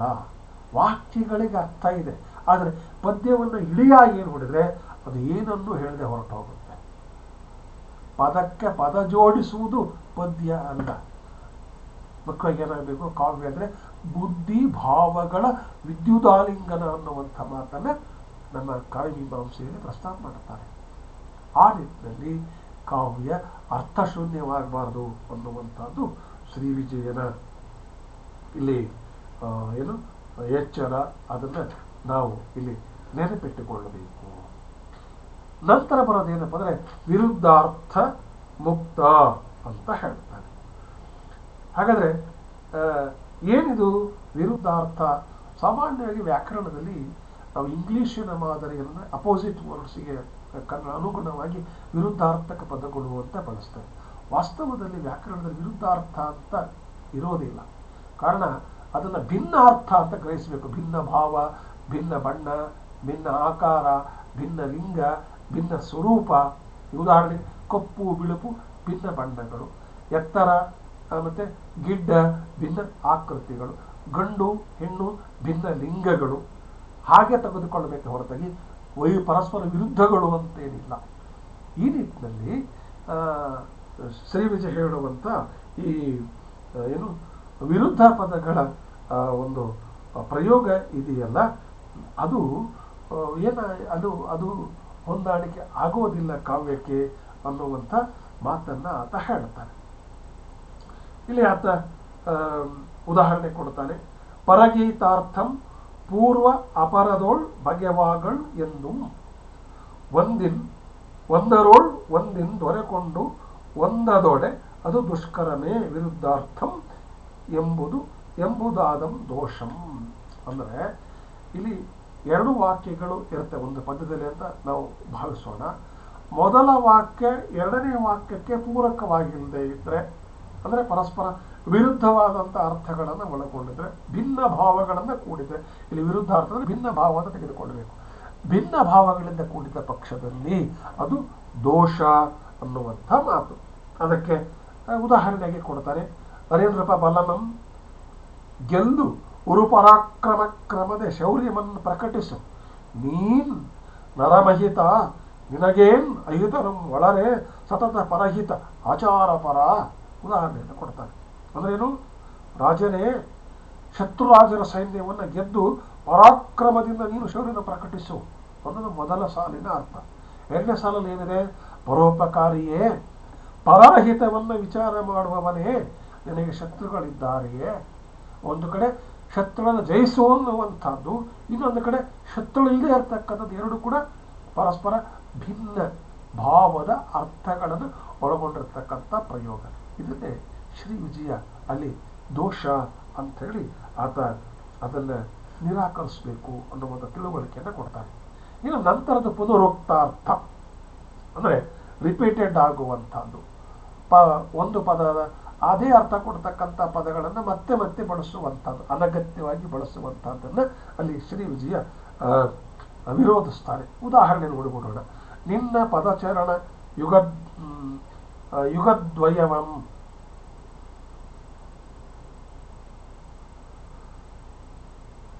ಮುದ ಅರ್ತೆಯಿಂದ ಅನುದಿನ ಎಂದೆಂದು ಬಗೆದು ನೆನೆವ ಮನುಜನ್ ತ್ರಿದಶ ಸುರಲೋಕದಲ್ಲಿ ವಾದಾಸ್ಪದವನ್ ಪಡೆವನ್ ಅನ್ನೋದು ಅಲ್ಲಿ ಬರುತ್ತೆ. ಅಂದರೆ ಇಲ್ಲಿ ಪದ ಚರಣ, ಪದ ಅಂದ್ರು ಸಾಲು, ಚರಣ ಅಂದ್ರು ಸಾಲು, ಯುಗ ಅಂದರೆ ಜೋಡಿ, ದ್ವಯ ಅಂದ್ರೂ ಕೂಡ ಎರಡು, ನಂತರ ಅನುದಿನ, ಎಂದೆಂದು, ಮನುಷ್ಯ, ಮನುಜ, ಹೀಗೆ ಒಂದೇ ಅರ್ಥ ಕೊಡುವಂಥ ಆ ಪದಗಳು ಅನಗತ್ಯವಾಗಿ ಪ್ರಯೋಗ ಆಗಿದ್ದಾವೆ. ಅದನ್ನು ಆತ ಪುನರುಕ್ತ ಅನ್ನುವ ಅರ್ಥದಲ್ಲಿ ಹೇಳ್ತಾನೆ. ಇದು ಕೂಡ ಅನಗತ್ಯ. ಇನ್ನು ನಂತರ ಬರ್ತಕ್ಕಂಥದ್ದು ಅಚ್ಯುತಯಾತ ಸಂಖ್ಯೆ, ಚ್ಯುತಯಾತ ಸಂಖ್ಯೆ ಅನ್ನುವಂಥ ಮಾತನ್ನು ಬಳಸ್ತಾರೆ. ಹಾಗಾದ್ರೆ ಏನು ಚ್ಯುತಯಾತ ಸಂಖ್ಯಾ? ಉದ್ದಿಷ್ಟ ಕ್ರಮದಲ್ಲಿ, ಒಂದು ನಿರ್ದಿಷ್ಟ ಕ್ರಮ, ಒಂದು ಯಾವುದೋ ಒಂದು ಉದ್ದೇಶ ಇಟ್ಟುಕೊಂಡು ನಾವು ಅದನ್ನು ಹೇಳ್ತೇವೆ. ಅದನ್ನು ಹೇಳಿದ್ದನ್ನು ಮತ್ತೆ ಅದೇ ರೀತಿಯ ಉಕ್ತಿ, ಅಂದರೆ ಅದೇ ವಾಕ್ಯಕ್ರಮದಲ್ಲಿ ಹೇಳಿದರೆ ಅದು ಯಾತ ಸಂಖ್ಯೆ ಅಂಥೇಳಿ ಆಗುತ್ತೆ. ಹಾಗೆ ಹೇಳದೇ ಇದ್ರೆ ಅದು ವ್ಯತಿರೇಕ ವಿರುದ್ಧವಾಗುತ್ತೆ. ಅದನ್ನು ಆತ ಚ್ಯುತಯಾತ ಸಂಖ್ಯಾ ಅನ್ನುವಂತೆ ಗುರುತಿಸಿ ಇದು ಅರ್ಥದೋಷವಾಗುತ್ತೆ ಅನ್ನುವುದನ್ನು ತಿಳ್ಕೊಳ್ಬೇಕು ನಾವೆಲ್ಲ ಅನ್ನೋದಕ್ಕೆ ಶ್ರೀ ವಿಜಯ ಅದನ್ನು ಉದಾಹರಣೆಯಾಗಿ ಕೊಡ್ತಾನೆ. ಇಲ್ಲಿ ಏನಪ್ಪ, ಅಳಕ ಆನನ ನಯನಗಳೋಳ್ ಅಳಿನಳಿನ ಉತ್ಪಳ ವಿಕಾಶಮನ್ ಗೆಲ್ಲುದರಿನ್ ತಿಳಿಕೊಳಮನ್ ಪೋಲ್ತಿರ್ತು ತಿಳಿಯದು ಇದು ಏನ್ ಎಂಬುದು ತದನ್ವಯ ಅದರೋಳ್ ಅನ್ನುವಂಥದ್ದು ಇಲ್ಲಿ ಶ್ರೀ ವಿಜಯ ಈ ಉಕ್ತಯಾತ ಸಂಖ್ಯಕ್ಕೆ ಚ್ಯುತಯಾತ ಸಂಖ್ಯಕ್ಕೆ ಕೊಡುವಂಥ ಉದಾಹರಣೆ. ಏನಿಲ್ಲಿ ಮುಂಗುರುಳು, ಮುಖ ಮತ್ತು ಕಣ್ಣುಗಳಿಂದ ದುಂಬಿ ಕೆನ್ನೈದೆಲೆಯ ಕಾಂತಿಯನ್ನು ಅಂತೇಳಿ ವರ್ಣಿಸ್ತಾನೆ. ಕೊನೆಗೆ ಹೇಳ್ತಾನೆ ಇಲ್ಲಿ ತಿಳಿಗೊಳವನ್ನು ಹೋಲುತ್ತಿದ್ದರು ಅಂತ ಹೇಳ್ತಾನೆ. ಅದು ಒಂದಕ್ಕೊಂದು ಅನ್ವಯ ಆಗದೇ ಇರತಕ್ಕಂಥದ್ದು ಅನ್ನುವುದು ಇಲ್ಲಿ ಶ್ರೀ ವಿಜಯನ ಒಂದು ಏನು ತಿಳುವಳಿಕೆನ ಅಂತಲೇ ಕೊಡ್ತಾ ಬರ್ತಂತ. ವ್ಯವಹಿತ ದೋಷ, ಇದು ವಿಶೇಷವಾಗಿರ್ತಕ್ಕಂಥ ಅಲಂಕಾರದ ಪ್ರಯೋಗ ಇದೆ. ಆದರೆ ಯಾವ ಅರ್ಥವನ್ನು ಕೊಡಬೇಕು ಅನ್ನುವ ಕಾರಣಕ್ಕೆ ಅಲಂಕಾರದ ಪ್ರಯೋಗ ಮಾಡಿರ್ತಾನ ಕೈ, ಅದು ಆ ಅರ್ಥ ಕೊಡದೆ ಹೊರಟು ಹೋಗುತ್ತೆ. ಅದನ್ನು ಆತ ವ್ಯವಹಿತ ದೋಷ ಅಂತ ಕರೀತಾರೆ. ಇಲ್ಲಿ ಸವಿಶೇಷ ಅಲಂಕಾರೋ ಉದ್ಭವಂ ಆಗಿಯೂ ಒಂದುವ ಅರ್ಥದೋಳ್ ಸಂಬಂಧ ವ್ಯವಧಾನಂ ಆದೊಡೆ ಅಕ್ಕುಂ ವ್ಯವಹಿತ ದೋಷಂ ಅಂತ ಹೇಳ್ತಾರೆ. ಅಂದರೆ ಏನು ಹೇಳಬೇಕು ಅಂತ ಇದಾನೋ ಒಂದು ಅಲಂಕಾರ ವಾಕ್ಯವನ್ನು ಬಳಸುವುದರ ಮೂಲಕ ಅದು ಹೇಳೋದಕ್ಕೆ ಅದು ಆ ಅರ್ಥವನ್ನು ಕೊಡೋದೇ ಇಲ್ಲ. ಅದನ್ನು ದೋಷ ಅಂತಂದೇಳಿ ಅಲ್ಲಿ ಶ್ರೀ ವಿಜಯ ಹೇಳ್ತಾನೆ. ಉದಾಹರಣೆ ಅಂತ ಪದ್ಯವನ್ನು ಕೊಡ್ತಾನೆ. ಮನದೆ ನೆನೆದವರ ಕಿಡುಗುಂ ಜಿನಾಧಿಪ ನಿನ್ನ ಪಾಪ ನಿಶ್ಚಯಮಂ ಗುಣಮಂ ಮುನಿಗಳು ಅದರಿಂ ತತ್ ಸೇವನೆಯಿಂ ಕಿಡಿಪಲ್ಕೆ ಪತ್ತಿದರ್ ಸಂಸ್ಕೃತಿ ಅಂತ ಹೇಳ್ತಾರೆ. ಜಿನಾಧಿಪ ಅಂದರೆ ಆ ಜಿನದೇವನ ಸ್ತುತಿಸ್ತಾನೆ. ಮನದಲ್ಲಿ ನೆನೆದವರ ಏನು ನಾಶವಾಗುವುದು, ನಿನ್ನ ಪಾಪ ಸಮೂಹ ಗುಣವನ್ನು ಮುನಿಗಳು ಅದರಿಂದ ಅದನ್ನು ಅನುಸರಿಸುವುದರಿಂದ ಕೆಡಿಸಲು ಹತ್ತಿದ್ದರು ಸಂಸಾರವನ್ನು. ಇಲ್ಲಿ ಆತ ಯಾವುದನ್ನು ಯಾವುದಕ್ಕೂ ಹೋಲಿಸ್ತಾ ಹೋಗ್ತಾನೆ. ಅಲಂಕಾರ ಅದನ್ನು ಸ್ಪಷ್ಟ ಆಗದೆ ಹೊರಟು ಹೋಗುತ್ತೆ ಅನ್ನುವುದನ್ನು ನಾವು ಇಲ್ಲಿ ಗಮನಿಸಬೇಕು. ಇನ್ನು ಅಚ್ಛಂದಂ ಅಂದರೆ ಛಂದೋಭಂಗವಾಗ್ತಕ್ಕಂಥದ್ದು, ಛಂದಸ್ಸಿನ ನಿಯಮಗಳನ್ನು ಅನುಸರಿಸದೆ ಹೋಗ್ತಕ್ಕಂಥದ್ದು. ಆ ಕಾಲಘಟ್ಟದಲ್ಲಿ ಕವಿಗಳಿಗೆ ಛಂದಸ್ಸು ಕಡ್ಡಾಯವಾಗಿರ್ತಾ ಇತ್ತು. ಈಗಲೂ ನಮ್ಮ ಛಂದಸ್ಸಿನಲ್ಲಿ ಬರೀತಕ್ಕಂಥವ್ರು ಇದ್ದಾರೆ. ಈಗ ಛಂದೋಮುಕ್ತವಾಗಿದ್ದರೂ ಕೂಡ ಛಂದಸ್ಸನ್ನು ಪಾರಂಪರಿಕ ಛಂದಸ್ಸಿನ ಒಂದು ಚೌಕಟ್ಟಿನಲ್ಲಿ ಕಾವ್ಯ ರಚನೆ ಮಾಡೋದು ಈಗಲೂ ನಮ್ಮ ಜೊತೆಗಿದ್ದಾರೆ, ಇಲ್ಲ ಅಂತಲ್ಲ. ಆದರೆ ಆ ಕಾಲಘಟ್ಟದಲ್ಲಿ ಛಂದಸ್ಸನ್ನು ಮೀರಿದರೆ ಅದು ಕಾವ್ಯ ಅಲ್ವೇ ಅಲ್ಲ ಅನ್ನುವಂಥ ಒಂದು ಆಲೋಚನೆ ಇತ್ತು. ಅದನ್ನು ಅಲ್ಲಿ ಶ್ರೀ ವಿಜಯ ಹೇಳ್ತಾನೆ, ಅಚ್ಛಂದಂ ಅಂದರೆ ಛಂದಸ್ಸಿಗೆ ಹೊಂದಲಾರದ್ದು. ಆ ಹೊಂದಲಾರದ ಒಂದು ಕಾರಣಕ್ಕೆ ಏನು ಮಾಡ್ತಾರೆ ಅವರು, ಹೆಂಗೆ ಬೇಕು ಹೆಂಗೆ ಬಳಸ್ತಾರೆ, ಹಾಗೆ ಬಳಸಬಾರ್ದು, ಅದನ್ನು ಹೊಂದಿಸಿ ಬಳಸಬೇಕು. ಅದನ್ನು ವಿಸಂಧಿಕಂ ಅಂತ ಕೂಡ ಹೇಳ್ತಾರೆ, ಆ ಹೊಂದಿಸಿ ಬಳಸಬೇಕು. ಅಚ್ಛಂದಂ ಅಂದರೆ ಇಲ್ಲಿ ಛಂದೋಭಂಗ ಗುರುಲಘುಗಳ ವಿನ್ಯಾಸ ಕ್ರಮದಲ್ಲಿ ಆಗುವಂತಹ ದೋಷ, ಅದು ಅಚ್ಛಂದ ಅನ್ನುವಂಥದ್ದು ಅಲ್ಲಿ ಶ್ರೀ ವಿಜಯನ ಅಭಿಮತ. ನಾನು ಈ ಛಂದಸ್ಸಿನ ಬಗ್ಗೆ ಈಗಾಗಲೇ ಉಪನ್ಯಾಸ ಸರಣಿಯನ್ನು ಪ್ರಚುರಪಡಿಸಿರುವುದರಿಂದ ಈ ಬಗ್ಗೆ ವಿವರಗಳನ್ನು ತಾವು ಆ ಏನು ಯೂಟ್ಯೂಬ್ ಚಾನಲ್ಗಳನ್ನು ನೋಡುವುದರ ಮೂಲಕ ಆ ಲಘುಗುರು ಪ್ರಸ್ತಾರ ಹಾಕುವುದರ ಬಗ್ಗೆ ಅಲ್ಲಿ ಹೆಚ್ಚು ತಿಳ್ಕೊಳ್ಬಹುದು ಅಂತ ನಾನು ಈ ಸಂದರ್ಭದಲ್ಲಿ ಹೇಳೋದಕ್ಕೆ ಇಷ್ಟಪಡ್ತೇನೆ. ಇದರ ನಂತರ ವಿಸಂಧಿ ಅಂತ ಹೇಳ್ತಾರೆ. ಇಲ್ಲಾಗಲೇ ಹೇಳ್ತಾ ಇದೆ, ವಿಸಂಧಿ ಅಂತ ಹೇಳಿದ್ರೆ ಅಲ್ಲಿ ಸಂಧಿ ಆಗಬೇಕು ಆ್ಯಕ್ಚುಲಿ. ಆದರೆ ಏನು ಮಾಡ್ತಾನೆ, ಸಂಧಿ ಆಗಬೇಕಾದ ಕಡೆ ಸಂಧಿ ಮಾಡದೇ ಅದು ವಿಸಂಧಿ. ಸಂಧಿ ಎಲ್ಲಾಗಬೇಕು ಅಲ್ಲಿ ಸಂಧಿ ಮಾಡೋ ಹಾಗಿಲ್ಲ, ಆ ರೀತಿ ಕೈ ಬಿಡೋದು ಅದು ತಪ್ಪು, ಅದು ವಿಸಂಧಿ ಅಂತೇಳಿ ಶ್ರೀ ವಿಜಯ ಹೇಳುವಂಥ ಮಾತು. ಅದು ಚಂದಕ್ಕೆ ಬಾರದೆಂದು ಅರಿದು ಒಂದೊಂದರೋಳ್ ಒಂದು ಬಂದು ನಿಂದ ಅಕ್ಕರಮಂ ಸಂಧಿಸದ ಪೇಳ್ದೊಡೆ ಅದು ಕೃತಿನಿಂದಿತಂ ವಿಸಂಧಿ ಅನ್ನುವಂಥ ಆ ಒಂದು ಎಚ್ಚರವನ್ನು ಆತ ಅಲ್ಲಿ ಕೊಡ್ತಾನೆ. ಅದಕ್ಕೆ ಉದಾಹರಣೆಯಾಗಿ ಜನಪತಿಗೆ ಹೊಸಗೆಯಂ, ಇಲ್ಲಿನ ಜನಪತಿಗೆ ಹೊಸಗೆಯಂ ಪದ ಇದೆಯಲ್ಲ ಅದನ್ನು ಕೂಡಿಸಿ ಹೇಳಬೇಕು, ಜನಪತಿಗೆ ಹೊಸಗೆಯಂ ಅಂತ ಆಗಬೇಕು. ಆದರೆ ಛಂದಸ್ಸಿಗೆ ಒಂದೋದಿಲ್ಲ. ಕಾರಣ ಏನಪ್ಪ ಅಂದರೆ ಇಲ್ಲಿ ಜನಪತಿಗೆ ಹೊಸಗೆಯಂ ಅನ್ನಲ್ಲಿ ಈ ಮೊದಲ ಪದದ ಕೊನೆಯ ಅಕ್ಷರ ಒಂದು ಲಘು, ಎರಡನೇ ಪದದ ಮೊದಲನೇ ಅಕ್ಷರ ಒಂದು ಲಘು. ಆದರೆ ಜನಪತಿ ಹೊಸಗೆ ಬಂದಾಗ ಒಂದೇ ಲಘು ಉಳ್ಕೊಳ್ಳುತ್ತೆ, ಅದು ಸಂಧಿಗೆ ಛಂದಸ್ಸಿಗೆ ಆಗೋದಿಲ್ಲ ಅನ್ನೋ ಕಾರಣಕ್ಕಾಗಿಯೇ ಪದ ಬಿಡಿಸೋದು ತಪ್ಪು ಅನ್ನುವಂಥ ಮಾತು. ಅದೇ ರೀತಿ ಇನ್ನೊಂದು ಉದಾಹರಣೆಯನ್ನು ಕೂಡ ಕೊಡ್ತಾನಂತ, ಬೀರು ತಿರ್ಪರ್ ಆಗಳ್, ಅದು ಬೀರು ತಿರ್ಪಾಗಳ್ ಅಂತ ಆಗಬೇಕು. ಅಲ್ಲಿ ಕೂಡ ದೋಷ, ಅದನ್ನು ವಿಸಂಧಿ ಅಂತೇಳಿ ಆತ ಯಾರು ಶ್ರೀ ವಿಜಯ ಅಲ್ಲಿ ಗುರುತಿಸ್ತಾನೆ. ಇನ್ನು ನೇಯಾರ್ಥ ಅನ್ನುವಂಥದ್ದನ್ನು ಕೂಡ ಇಲ್ಲಿ ಉದಾಹರಣೆಯಾಗಿ ಏನು ಶ್ರೀ ವಿಜಯ ಅದನ್ನು ಪ್ರಸ್ತಾಪ ಮಾಡ್ತಾ ಹೇಗೆ ಈ ದೋಷಗಳನ್ನು ನಾವು ಮೀರಬೇಕು. ಇಲ್ಲಿ ಏನು ಹಾಗಿದ್ರೆ ನೇಯಾರ್ಥ ಅಂತ ಹೇಳಿದ್ರೆ ಯಾವ ಪದವನ್ನು ನಾವು ಪ್ರಯೋಗ ಮಾಡಿರ್ತೇವೋ ಅದು ಉದ್ದೇಶಕ್ಕೆ ತಕ್ಕಂತೆ ಇಲ್ಲದೆ ಇದ್ದರೆ, ನಾವು ಏನನ್ನ ಹೇಳಬೇಕು ಅಂತಿದ್ದೀವೋ ಆ ಹೇಳಬೇಕಾದ ಉದ್ದೇಶ ಈಡೇರದೇ ಇದ್ದರೆ ಅಂಥ ಪದವನ್ನು ಪ್ರಯೋಗ ಮಾಡಿದ್ರು ಅದು ನಿಷ್ಪ್ರಯೋಜಕವಾಗುತ್ತೆ. ಅದನ್ನ ನೇಯಾರ್ಥ ಅಂತ ಕರೀತಾರೆ. ನೇಯಾರ್ಥ ಅಂದರೆ ಉದ್ದೇಶಿತ ಅರ್ಥವನ್ನು ಕೊಡದೇ ಹೋಗುವಂಥ ಪದ, ಅದನ್ನು ಅಲ್ಲಿ ಬಳಸಬಾರ್ದು ಅನ್ನುವಂಥದ್ದು ಕವಿಯ ಒಂದು ಅಭಿಮತ. ಇದಿಷ್ಟು ಒಂದು ಬಗೆಯ ದೋಷಗಳ ಚರ್ಚೆಯಾದರೆ, ಬಹುಮುಖ್ಯವಾಗಿ ವ್ಯಾಕರಣಕ್ಕೇನೆ ನೇರವಾಗಿ ಅನ್ವಯವಾಗುವಂತಹ ದೋಷಗಳು ಮುಂದಿನ ಒಂದು ಪದ್ಯದಲ್ಲಿ ಕಾಣಿಸ್ತವೆ. ಅದನ್ನು ನೋಡಿಬಿಡೋಣ. ಏನಪ್ಪ ಆತ ಹೇಳುವಂಥದ್ದು, ಈ ವಚನ ದೋಷಗಳ ಬಗ್ಗೆ ಹೇಳ್ತಾನೆ. ರಾಗಾದಿ ದೋಷ ವಿರಹಿತ ವಾಗಾತಿಶಯಂ ಅಖಿಲ ವಸ್ತು ವಿಸ್ತರ ವಿಷಯಂ ಆಗಿ ಯೋಗಿ ಗುಣಾನುಗತಂ ಮತ್ತೆ ಆಗಮಂ ಏತತ್ ವಿರುದ್ಧ ವಚನಂ ದೋಷಂ. ಇಲ್ಲಿ ವಚನ ವಿರುದ್ಧ ಆಗುವಂತಹದ್ದು ಕೂಡ ದೋಷ ಅನಿಸಿಕೊಳ್ಳುತ್ತೆ ಅನ್ನುವಂಥದ್ದು ಶ್ರೀ ವಿಜಯನ ಒಂದು ಏನು ಚರ್ಚೆ. ಇದೆಲ್ಲವನ್ನು ಕೂಡ ನಾವು ಅಲ್ಲಿ ಗಮನಿಸ್ತಾ ಹೋಗಬೇಕು. ಹಾಗಾದರೆ ಇಲ್ಲಿ ಇನ್ನೊಂದು ಏನು ಕೊನೆಯದಾಗಿ ಕಾಣಿಸುವಂತಹ ಒಂದು ಪ್ರಯೋಗ ಇದೆ. ಅಲ್ಲಿ ಕಾರಕ ದೋಷಮಂ, ಅಲ್ಲಿ ಕಾರಕಾದಿ ಇತರ ದೋಷಗಳು, ಈಗ ನಾನು 3ನೇ ಭಾಗದಲ್ಲಿ ಹೇಳಿರುವಂಥ ದೋಷಗಳ ಚರ್ಚೆ ಇದೆಯಲ್ಲ, ಅಲ್ಲಿ ನಾವು ಗಮನಿಸೋದಾದರೆ ಆತ ಹೇಳುವಂಥ ದೋಷಗಳ ಪಟ್ಟಿ ಹೀಗೆ ನಾವು ಗ್ರಹಿಸ್ಬೋದು.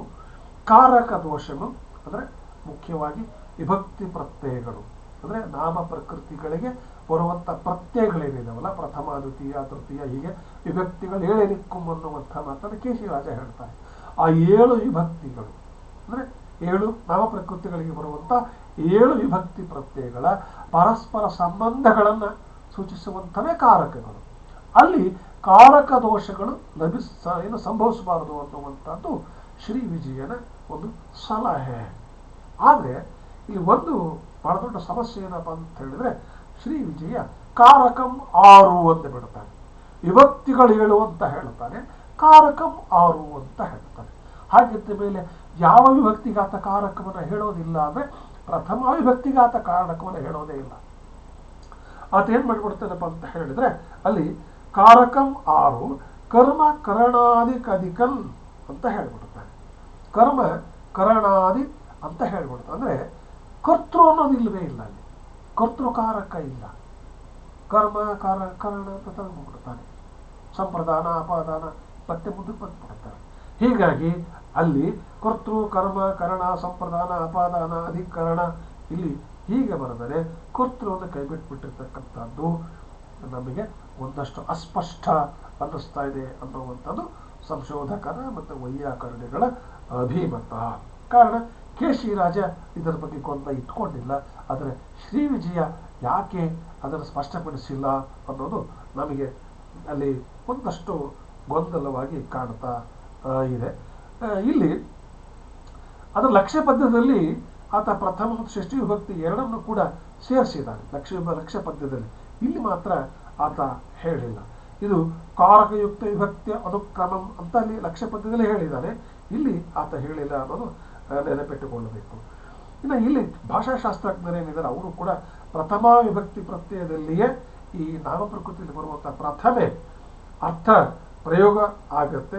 ಹಾಗೆಯೇ ಕರಣಕಾರಕ ಕರ್ತೃಕಾರಕವನ್ನು ಒಳಗೊಳ್ಳೋದ್ರಿಂದ ಅದನ್ನು ಕೈಬಿಟ್ಟಿರಬಹುದು ಅನ್ನುವಂಥ ಒಂದು ಆಲೋಚನೆಯನ್ನು ಕೂಡ ನಮ್ಮ ಭಾಷಾ ತಜ್ಞರು ಮಾಡಿದ್ದಾರೆ. ಅದೇನೇ ಇರಲಿ, ಅಂತೂ ಇಲ್ಲಿ ಕಾರಕ ಪದ್ಯಗಳ ಬಗ್ಗೆ, ಕಾರಕ ದೋಷಗಳ ಬಗ್ಗೆ ಎಲ್ಲ ಒಂದು ಕಡೆ ಶ್ರೀ ವಿಜಯ ಸ್ವಲ್ಪ ಮಟ್ಟಿಗೆ ಗೊಂದಲವನ್ನು ಇನ್ನು ಹಾಗೆ ಇಟ್ಟಿದ್ದಾನ ಅಂತ ಅನಿಸುತ್ತೆ ನಮಗೆ. ಇನ್ನು ವಚನ ದೋಷವು ಇದು ಮತ್ತೊಂದು ಬಗೆಯ ವ್ಯಾಕರಣದ ಬಗೆಗಿನ ಎಚ್ಚರವನ್ನು ನಮಗೆ ಸೂಚಿಸ್ತಕ್ಕಂಥದ್ದು. ವಚನಗಳು ಕನ್ನಡದಲ್ಲಿ ನಮಗೆ ತಿಳಿದಿರೋ ಹಾಗೆ 2, ಏಕ ಮತ್ತು ಬಹುವಚನ. ಸಂಸ್ಕೃತದಲ್ಲಿ ದ್ವಿವಚನ ಅನ್ನುವಂಥ ಪ್ರಯೋಗ ಇದೆ, ಆದರೆ ಕನ್ನಡದಲ್ಲಿ ದ್ವಿವಚನ ಇಲ್ಲ. ಕಾರಣ ಏನು ಮಾಡ್ತೀವಿ ನಾವು, ಒಂದು ಸಂಖ್ಯಾ ಸೂಚಿ ಅಂದರೆ ಏಕ, ಒಂದಕ್ಕಿಂತ ಹೆಚ್ಚಿದ್ರೆ ಬಹು ಅಂತ ಹೇಳಿಬಿಡ್ತೇವೆ. ಆದರೆ ಸಂಸ್ಕೃತದಲ್ಲಿ ಹಂಗಿಲ್ಲ, ಒಂದು ಏಕವಾದರೆ 2 ದ್ವಿ ಆಗುತ್ತೆ, 2ಕ್ಕಿಂತ ಹೆಚ್ಚಿದ್ರೆ ಮಾತ್ರ ಬಹು ಅಂತ ಅನಿಸಿಕೊಳ್ಳುತ್ತೆ. ಕನ್ನಡದಲ್ಲಿ ಈ ದ್ವಂದ್ವಗಳಿಲ್ಲ. ಆದರೆ ಎಲ್ಲೋ ಒಂದು ಕಡೆ ಕೆಲವು ರೂಢಿಗತವಾಗಿ ಸಂಸ್ಕೃತ ವ್ಯಾಕರಣದ ಒಂದು ಏನು ಪ್ರಯೋಗಕ್ಕೆ ಒಗ್ಗಿಕೊಂಡಿರ್ತಕ್ಕಂಥವ್ರು ದ್ವಿವಚನವನ್ನು ಕನ್ನಡದಲ್ಲಿ ಬಳಸಿದ್ದಾರೆ ಅನ್ನುವುದನ್ನು ಶ್ರೀ ವಿಜಯ ಹೇಳ್ತಾರೆ. ಅದಕ್ಕೆ ಆತ ಕೊಡುವಂಥ ಪ್ರಯೋಗಗಳು ಉದಾಹರಣೆ ಯಾವಪ್ಪ ಅಂದರೆ ಭೀಮಾರ್ಜುನರ್, ಆಮೇಲೆ ರಾಮ ಲಕ್ಷ್ಮಣರ್, ಸೀತಾರಾಮರ್, ಈ ರೀತಿ ಅಲ್ಲಿ 2 ಹೆಸರು ಒಳಗೊಂಡಿರುವಂಥ ಒಂದು ರೀತಿಯ ಜೋಡು ನುಡಿ ಪದಗಳು ಅಂತ ಹೇಳ್ಬೋದೇನೋ. ಆ ಪ್ರಯೋಗಗಳನ್ನು ಆತ ಅಲ್ಲಿ ದ್ವಿವಚನಗಳು ಅಂತ ಗುರುತಿಸ್ತಾನೆ.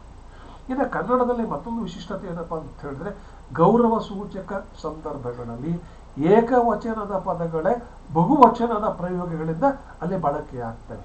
ಉದಾಹರಣೆಗೆ ನಾವು ಮುಖ್ಯಮಂತ್ರಿಗಳು ಅಂತ ಬಳಸ್ತೇವೆ, ಮಂತ್ರಿಗಳು ಅಂತ ಬಳಸ್ತೇವೆ.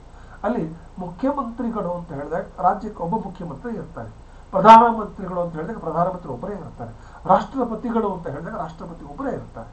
ಆದರೆ ಗೌರವ ಸೂಚಕವಾಗಿ ನಾವೇನು ಮಾಡ್ತೀವಿ, ಅವರನ್ನ ಮುಖ್ಯಮಂತ್ರಿ, ರಾಷ್ಟ್ರಪತಿ, ಪ್ರಧಾನಮಂತ್ರಿ ಅನ್ನೋ ಬದಲಿಗೆ ಏನು ಮಾಡ್ತೀವಿ ನಾವು ಗಳು ಅನ್ನುವಂಥ ಪ್ರತ್ಯಯ ಸೇರಿಸ್ತೇವೆ. ಹಾಗೇನೆ ಸ್ವಾಮಿಗಳು, ಗುರುಗಳು, ಅತಿಥಿಗಳು, ಈ ರೀತಿ ಪದಗಳಲ್ಲಿ ನಾವು ಬಹುವಚನ ಪ್ರಯೋಗವನ್ನು ಏಕವಚನ ಸಂದರ್ಭದಲ್ಲಿ ಬಳಸುವುದರಿಂದ ಇದು ಕನ್ನಡದ ಮತ್ತೊಂದು ವೈಶಿಷ್ಟ್ಯತೆ ಅನ್ನೋದು ನಮ್ಮ ನೆನಪಿನಲ್ಲಿ ಇರಬೇಕು. ಇದರ ಬಗ್ಗೆ ಕೇಶಿರಾಜ ಹೇಳುತ್ತಾನೆ. ಇನ್ನು ಗುರುದೋಷವಂ ಲಘು ಉಚ್ಚಾರಿತ ಶಬ್ದ ದೋಷವಂ. ಇನ್ನು ನಾವೇನು ಮಾಡ್ತೀವಿ, ದೀರ್ಘಸ್ವರ ಪದಗಳನ್ನು ನಾವು ರಸಸ್ವರಗಳನ್ನಾಗಿ ಬಳಸುವಂಥದ್ದು, ಅಲ್ಲಿ ಅದರ ಬಗ್ಗೆಯೂ ಕೂಡ ಆತ ಎಚ್ಚರವನ್ನು ಕೊಡ್ತಾನೆ. ಹಾಗಾಗಿ ಅಲ್ಲಿ ಅಂತಂದ್ರೇನು, ಹ್ರಸ್ವ ಯಾವುದು, ದೀರ್ಘ ಯಾವುದು, ಅಕಾರ ಎಲ್ಲಿ, ಆಕಾರ ಎಲ್ಲಿ. ಈಗ ಅನನ್ಯ ಅನ್ನುವಂಥದ್ದು ಅ ಅಷ್ಟೇ ಬರಬೇಕು, ಅನನ್ಯ. ಆಮೆ ಅಲ್ಲಿ ಆ ದೀರ್ಘ ಬರಬೇಕು, ಅಲ್ಲಿ ಅಮೆ, ಇಲ್ಲಿ ಅನನ್ಯ, ಅನ, ಇಲ್ಲಿ ಆನ, ಎರಡು ದೋಷಗಳೇ. ಹಾಗಾಗಿ ಆ ರೀತಿಯ ಶಬ್ದ ದೋಷಗಳು ಆಗಬಾರದು ಅಂತ. ಇನ್ನು ಸಮುಚ್ಚಯ ಜಾತ, ಇಲ್ಲಿ ಸಮುಚ್ಚಯ ಅಂತಾರೆ ನಾವೇನಂತೀವಿ ಕಾಂಪೌಂಡ್ ಸೆಂಟೆನ್ಸಸ್ ಅಂತ ಕರಿತೀವಿ. ಅಂದರೆ ಆ ಪದಗಳು, ಸಮಾಸ ಪದಗಳು ವಿಶೇಷವಾಗಿ ಗುಂಪು ಪದಗಳನ್ನು ಬಳಸಬೇಕಾದರೂ ಕೂಡ ನಮಗೆ ಎಚ್ಚರ ಇರಬೇಕು ಅಂತಕ್ಕಂಥದ್ದು. ಹೀಗೆ ಹೇಳ್ತಾ ಹೇಳ್ತಾ ವಿಕಲ್ಪ ದೋಷಗಳು, ಆಮೇಲೆ ಅವಧಾರಣ ದೋಷ, ಇವೆಲ್ಲವುಗಳನ್ನು ಆತ ಹೇಳಿ ನಮಗೆ ಇವು ಹೇಗೆ ಇವುಗಳಿಂದ ತುಂಬ ಎಚ್ಚರವಿದ್ದು ಏನು ವ್ಯಾಕರಣ ಸಂದರ್ಭದಲ್ಲಿ ನಾವು ತಿಳಿದುಕೊಳ್ಳೋಕೆ ಅವಕಾಶಗಳಿವೆ ಅನ್ನುವ ಮಾತನ್ನು ಕೂಡ ಶ್ರೀ ವಿಜಯ ಹೇಳ್ತೇನೆ. ಇಷ್ಟು ವಿಷಯಗಳನ್ನು ನಾನು ಶ್ರೀ ವಿಜಯನ ಕವಿರಾಜ ಮಾರ್ಗದಲ್ಲಿ ಹೇಳಲ್ಪಟ್ಟಿರ್ತಕ್ಕಂಥ ಕನ್ನಡ ವ್ಯಾಕರಣ ವಿಚಾರಗಳಿಗೆ ಸಂಬಂಧಪಟ್ಟಿರ್ತಕ್ಕಂಥ ಒಂದಷ್ಟು ಅಂಶಗಳನ್ನು ಹಾಗೆ ನೋಡಿದರೆ ಪೂರ್ಣವಾಗಿ ನೋಡ್ತಾ ಹೋದರೆ ಬಹುಶಃ ಇದನ್ನೇ ಒಂದು ಸರಣಿಯಾಗಿ ಒಂದು 10 ಉಪನ್ಯಾಸ ಮಾಲಿಕೆ ಮಾಡಬಹುದೇನೋ. ಆದರೆ ವಿದ್ಯಾರ್ಥಿಗಳ ದೃಷ್ಟಿಯಿಂದ ಸಾಧ್ಯವಾದಷ್ಟು ಪರಿಚಯಾತ್ಮಕವಾಗಿ ಮತ್ತು ಅಷ್ಟೇ ಸೂಚ್ಯವಾಗಿ